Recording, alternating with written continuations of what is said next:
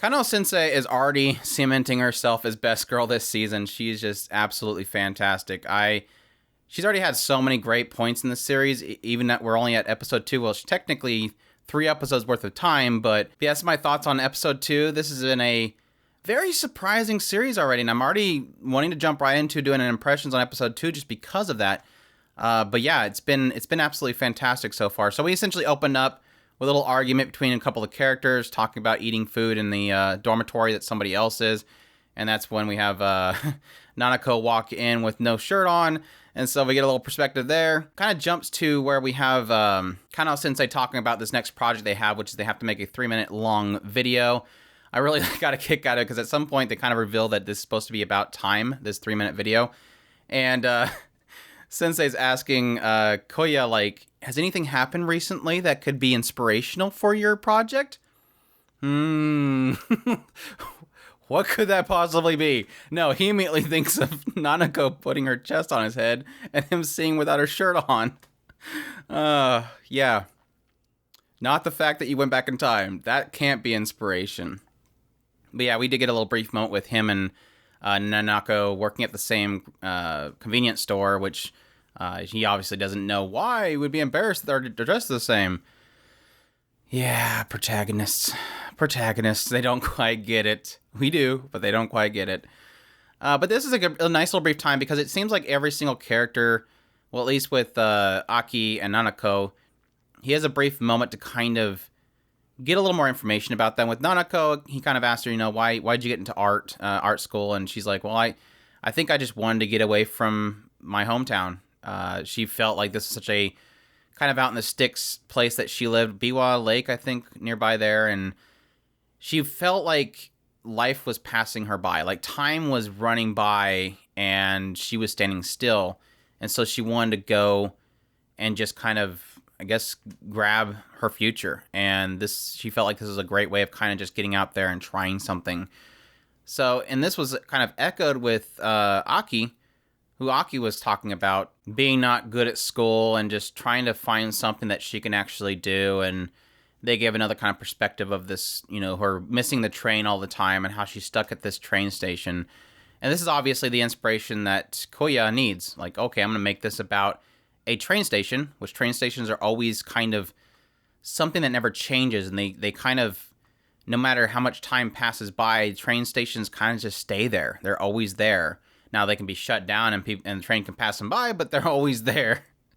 So he wants to make this project about essentially seeing this patches of time over this 3-minute long video of showing a girl when she was young to when she's, young adult, and then when she's older. And when he presents this to the team, which conveniently enough is everybody in his dorm, we'll let that slide, just conveniently gets with this team. This obviously sparks Tsurayuki to kind of like, okay, I'm going to go write it up. And he comes back. And then he takes Koya off to the side alone and says, look at this. And he hands him this kind of this script idea. And he's like, it's the same thing. And he's like, yeah, I wrote this already. And you wrote the same thing.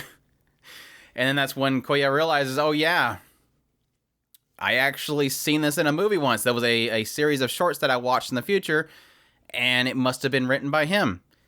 So this is a really cool concept. And this, like I said, I'm so surprised that, yeah, this show has a harem aspect to it. Nanako's boobies and all that kind of stuff. It has these trappings of, just the little bit of touch of ecchi and the little touch of harem, the little touch of cute girls and stuff.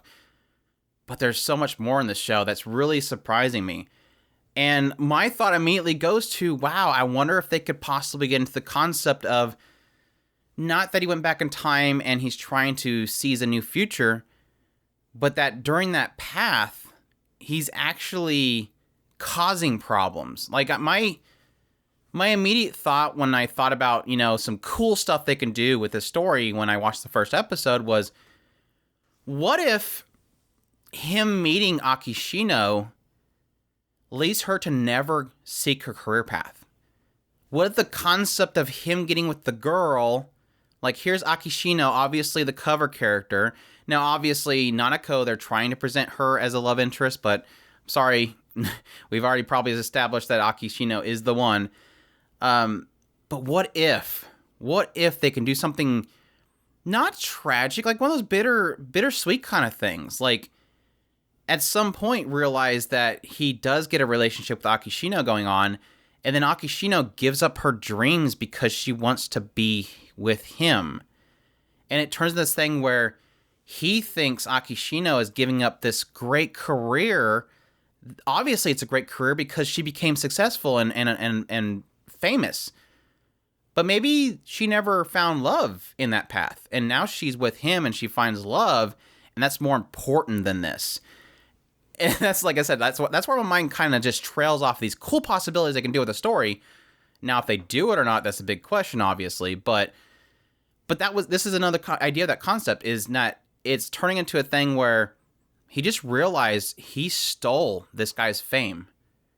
Because he went back in time, he didn't mean to. He subconsciously dug up a memory of a short that was successful. And we don't really know how successful it was. It could have just been, a throwaway in a short series. But it is a cool idea that what if that was the thing that triggered his success?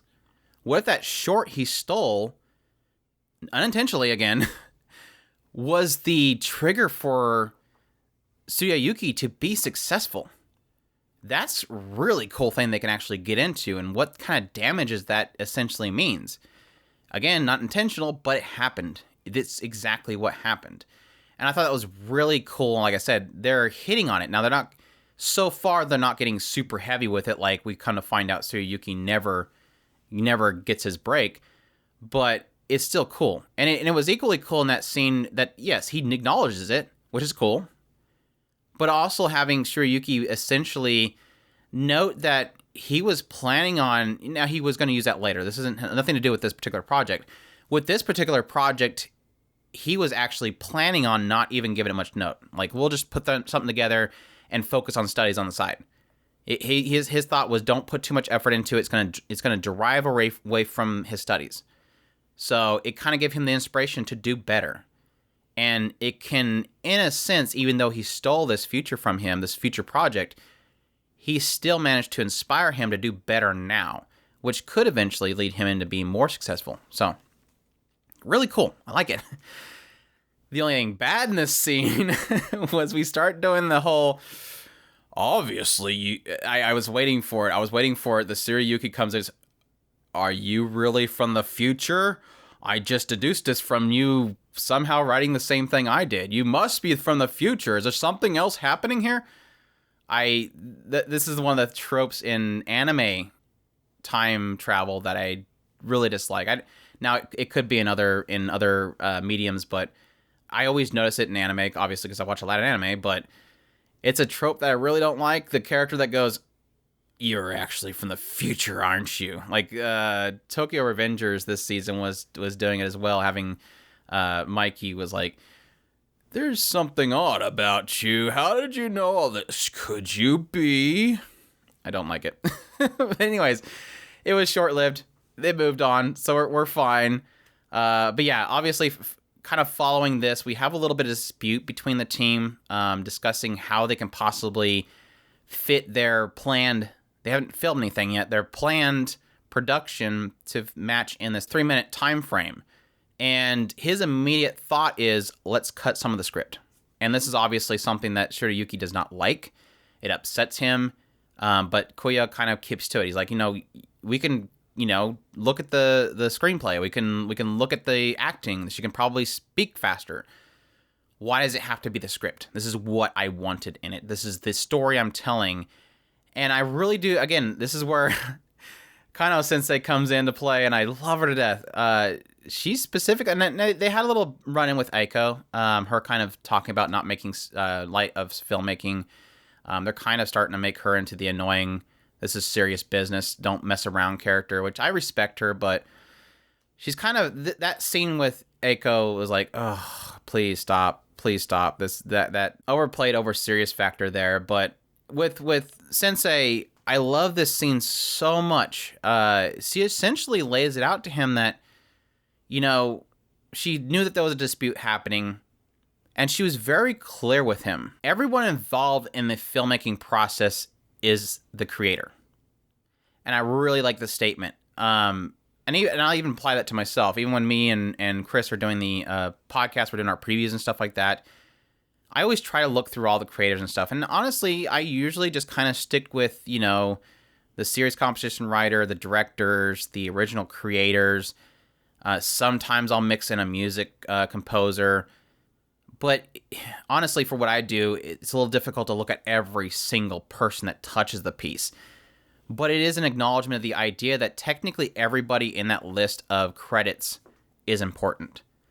Even the subtitle writer is important. The actors and actresses are important. Everybody is the creator.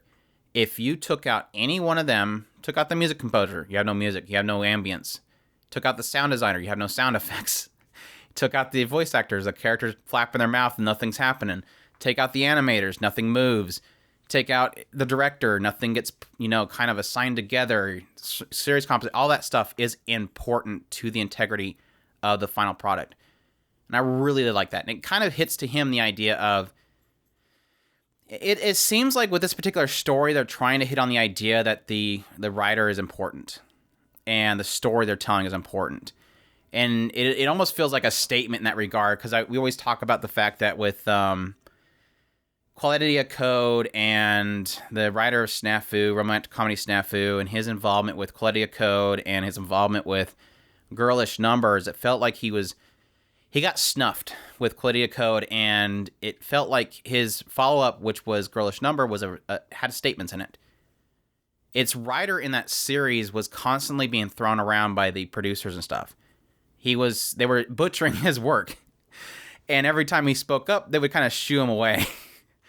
And it kind of felt like a statement here, like this particular writer, Nachi Koi, is kind of making a statement there, like the creators, the production team often kind of snuff somebody out, and they put more emphasis on other people. The emphasis on the actor. They're going to do an incredible job. We want the actor to be perfectly comfortable with what they're doing. Don't change a thing. Can you cut some lines, writer, because we need more time for this person to do their acting. So giving more emphasis and more credit to somebody else, and not kind of focusing on what's important, which is everything. It's the entire system put together that makes it happen. And I really did, like I said, very simple statement on it.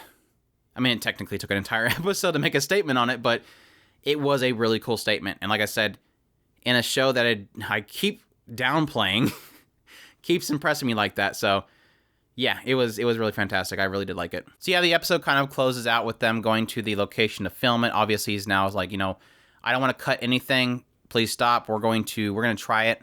We haven't even tried to film it yet. It can work out. So let's not cut anything yet. Let's film and we'll figure it out as we go along. And of course, they arrive there and realize that Tsuruyuki does not know what a video camera looks like. Instead, grabbed a regular digital camera. So I'm assuming what they're going to do is film it as a kind of like a stop motion. They're going to probably take stills and stitch it together into a film project. So it's not in motion, but it's in motion with stills. So which would be cool. I mean, it really just it depends on how you tell the story and what kind of perspectives you give. You can do some really cool angles. You can essentially tell the same story without having to have it all in motion. It's a set scene. It doesn't really have a bunch of stuff running around. So you're going to get the same storytelling effect with stills versus just a camera. So that's what I assume they're going to do. But yeah, that's my thoughts on episode 2 of Remake Our Life. That was a lot of talking, but there's a lot of cool stuff in this episode. It does have me excited going forward. I might end up just turning this into being my one of my weekly impressions. So we'll see. Let me know in the comments if you guys are liking as much as I am. I'm making way too much out of this show. Let me know.